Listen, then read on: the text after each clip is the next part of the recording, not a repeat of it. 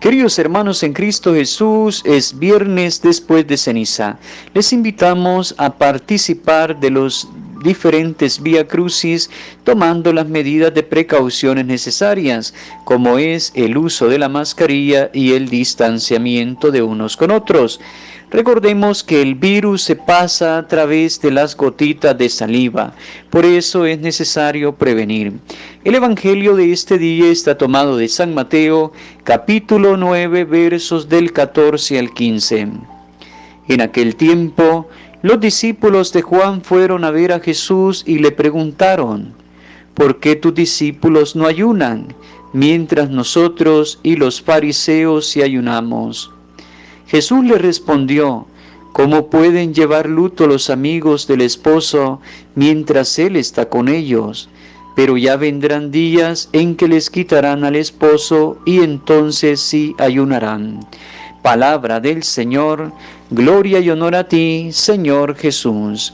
En este caso son los discípulos de Juan quienes preguntan a Jesús en torno al ayuno, siguiendo las actitudes de los fariseos. Los discípulos de Juan se extrañan de que Jesús y sus discípulos no ayunen como lo hacen ellos mismos, de una manera rigurosa que supera ampliamente las observaciones judías relativas al ayuno.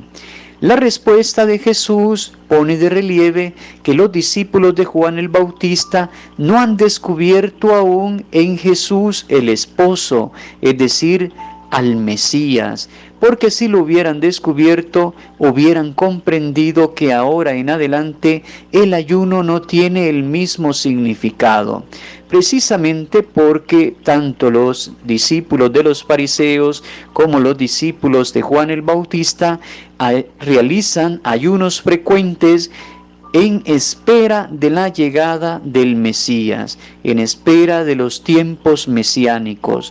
Eso quiere decir que no han descubierto en la persona de Jesús el Mesías esperado. Pero cuando comienza el misterio público de Jesús, puede decir con toda razón que el reino de Dios está ahí, el reino de Dios ya ha llegado. Jesús es el esposo y no conviene que los amigos del esposo ayunen mientras el esposo está aún con ellos. El ayuno no tiene sentido. Hasta después de la resurrección volverán a ver la necesidad de ayunar. Es el tiempo de la iglesia, si le queremos llamar así, es el tiempo del Espíritu y debe de integrar aún esa dimensión de preparación de la construcción del reino de Dios y de la segunda venida de Cristo. Tampoco nosotros tenemos que conformarnos con un ayuno o con unas prácticas cuaresmales meramente externas o superficiales. Sería aquello que tal vez caemos en un cumplimiento dentro de la cuaresma.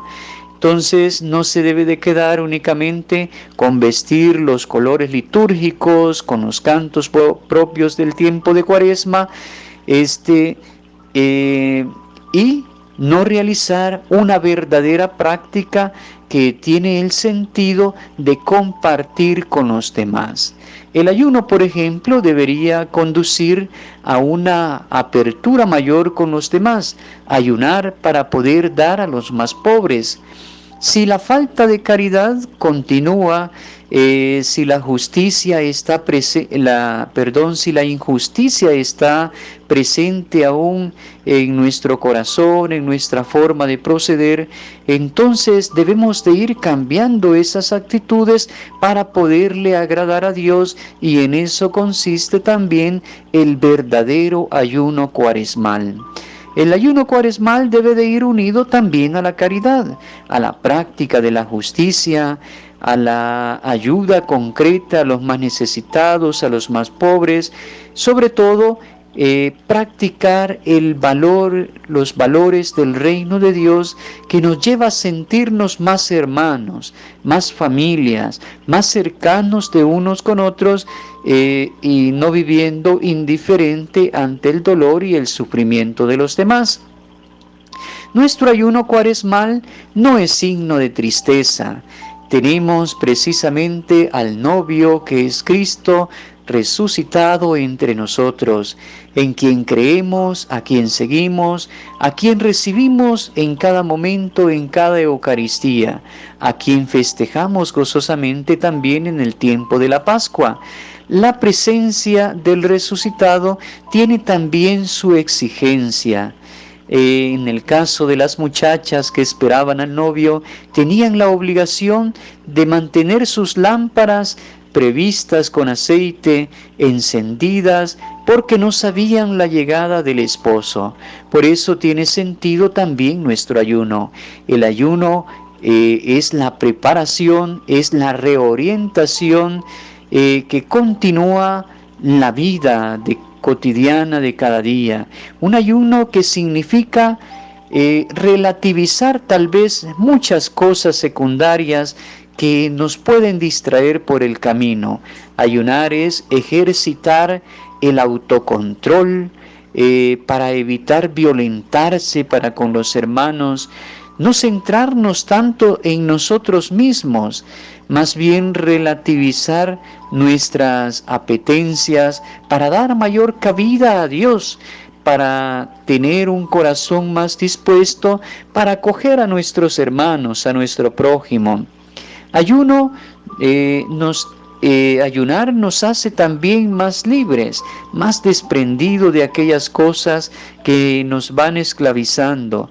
Nos ofrece también la ocasión de poder decir no a la sociedad de consumo en que estamos sumergidos muchas veces y que continuamente nos invitan a más y a más gastos para satisfacer necesidades que nos creamos nosotros mismos. No es un ayuno autosuficiente o meramente de fachada, por decirlo así, pero sí debe de ser un ayuno significativo, saberse negar algo a sí mismo, por ejemplo, la comida, aquellas cosas que más me gustan, aquellas cosas que más me van esclavizando y que me apartan de los demás, para hacer todo lo contrario, es decir, compartir con los demás, ir rompiendo con nuestro egoísmo, con nuestro orgullo, con nuestra soberbia, con nuestra prepotencia. Jesús dice: tomen su cruz de cada día y sígame. No hace falta que vayamos buscando cruces en la vida. A veces esas pequeñas mortificaciones que nosotros nos vamos ocasionando para ser cada día mejores, como San Pablo dirá, que hay que hacerse violencia a nosotros mismos para ayudar, para transformarnos. Entonces esa es la pequeña cruz que debemos de ir cargando y que nos lleva también al encuentro con Cristo en la Pascua. Y la bendición de Dios Todopoderoso, que es Padre, Hijo y Espíritu Santo, descienda sobre ustedes y permanezca para siempre.